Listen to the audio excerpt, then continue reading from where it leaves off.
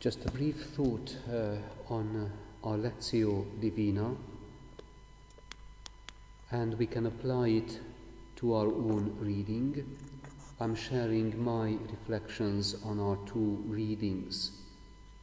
This just shows, as a model, what we can extract from our regular readings.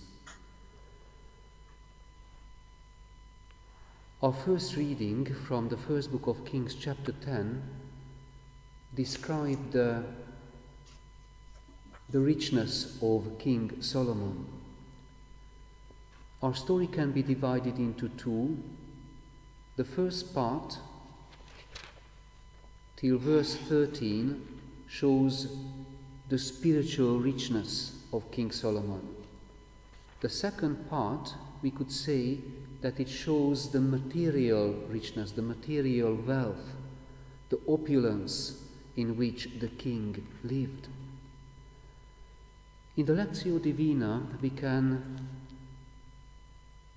apply the symbolic meaning to our lives, and it always offers a great moral.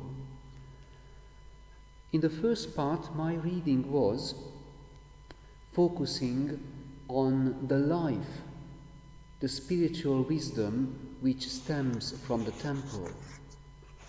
King Solomon was a prayerful person who enjoyed friendship with God, who spent lots of time in decorating the temple and praying in the temple. And Queen Sheba pays homage to Solomon's wisdom. But we should see that all this spiritual wisdom and insight stems from the life-giving church. Moreover, King Solomon was a great statesman, a great organizer of the life of the state, public offices, local governance, the army, but he got his inspiration to organize so well his country from the church. So actually the temple, the church where we worship, where we think, when we pray, where we discern, gives us inspirations, reveals the dynamic of good governance. So this is what we can observe in the first part of our reading. And then my focus shifted on the material wealth of Solomon. Solomon's immense opulence. And if we are not careful, we could still go on in the same line that, oh, this is wonderful, this is all the blessing of God. But we shouldn't do it uncritically.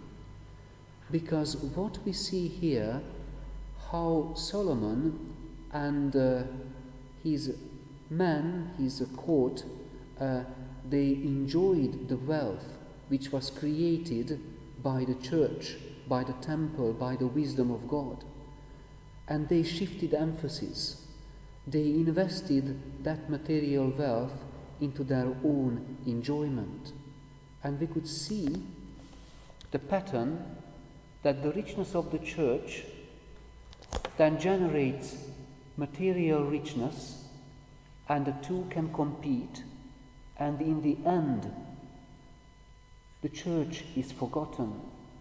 The church is given up, the temple is given up as a source of wisdom and inspiration for practical governance. And the way in which I applied our Lectio Divina to today's life, when we were praying, I looked around, I looked at the modest surrounding here at St. Augustine's and the estate.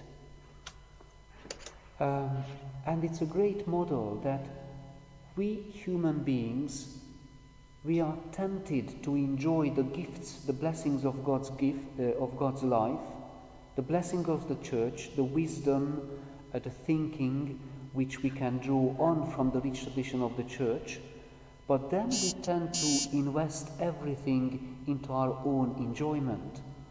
And then our collective narcissism takes the upper hand, and we simply quietly forget what is the source of all life and all material security. And our second reading, the second letter to the Thessalonians, had the sentence when Paul encouraged Christians, don't get tired to do good. So I concluded my meditation and my processing of our texts with this thought that we always have to make an effort to keep the balance right. First of all, to remain faithful to the church, to the house of God, and then do our businesses in our world, and if we can, enjoy that material security which our work creates, but we always have to get the balance right, not forgetting the steps.